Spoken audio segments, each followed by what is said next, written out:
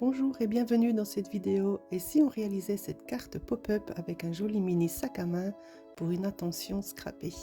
Il vous faut un morceau de 26 sur 14,8 cm et vous allez pouvoir faire deux plis à 10,5 et 21,2 cm. Ensuite, vous mettez deux petits aimants de cette façon. Pour la déco, j'ai choisi ce magnifique lot lavande peinte et les papiers design bois de campagne que j'ai déjà largement utilisé jusqu'à présent. Voilà deux morceaux de papier qu'il faudra découper pour recouvrir les parties sur lesquelles il y a les aimants. Et maintenant, nous pouvons faire la carte qui sera à l'intérieur. Et pareil, nous pouvons bien sûr la décorer un petit peu avec quelques tamponnages. Alors, je vais vous montrer quelques techniques que j'affectionne avec ces encres à l'eau. Pour ce premier effet, tamponnez avec l'encre la plus claire, ici horizon de bruyère, votre motif. Et avec le feutre qui a donc une couleur un peu plus foncée, par petites touches, on peut faire apparaître un contraste vraiment intéressant. J'adore utiliser cette technique pour donner un petit peu de structure à mes motifs. Alors vous aimez? C'est tout simple.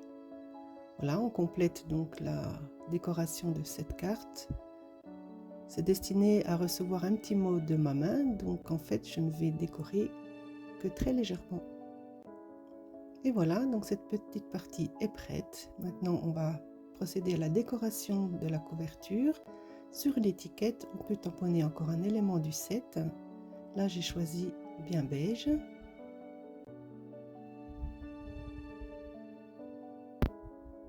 Et pour la suite, je vous propose une autre technique. On va se servir du bloc acrylique. Prenez une chute de papier, vos encres à l'eau. Et là, donc, je vais utiliser les pads. Il suffit de déposer l'encre sur le bloc acrylique. Donc moi j'évite à ce qu'elle se touche à ce niveau-là.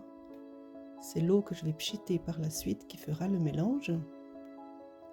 Et voilà, plus il y a d'eau, plus il y aura de gouttes. Moi j'aime les gouttes, alors je les laisse comme ça aller où elles veulent. On sèche.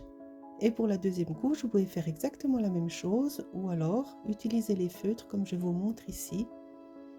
J'étale déjà une première teinte. Ensuite, dans les espaces laissés libres, j'étale la deuxième. Et vous voyez, hein, je n'utilise surtout pas la pointe du pinceau, mais bien à plat pour les conserver le plus longtemps possible. Voilà, de nouveau un petit peu d'eau. J'appose exactement au même endroit. Ça va intensifier un petit peu les couleurs. Et maintenant, place à la découpe. Donc j'ai choisi celle-ci. Ça fait des brins de lavande de toute beauté.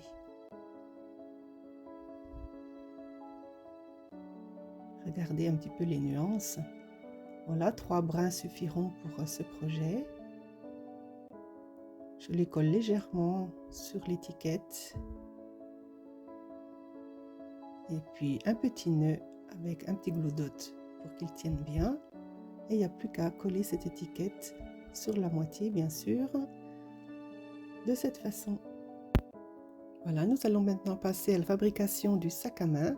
Donc dans du papier design, nous allons avoir besoin d'un morceau de 27,5 sur 9,5 et de tracer deux plis à 1,5 cm en haut et en bas dans la longueur, puis à 1,5 et 3, 13, 14,5 et 16, et le dernier à 26 pour faire la languette de collage. Alors je vais vous montrer un petit peu ce que ça donne parce que là le papier est en blanc.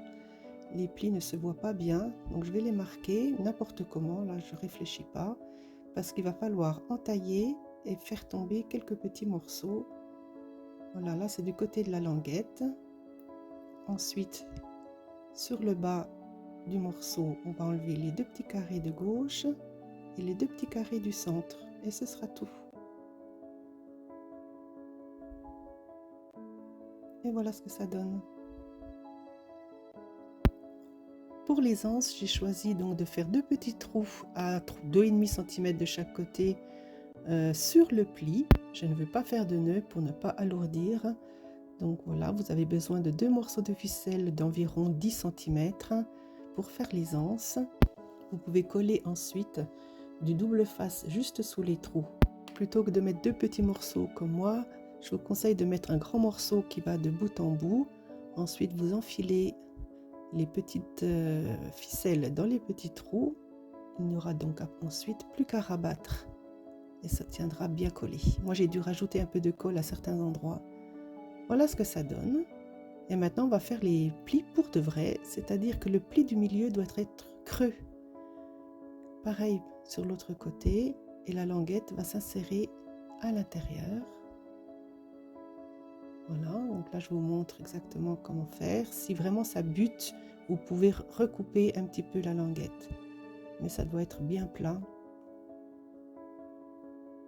Voilà ce que ça donne, vu du dessus.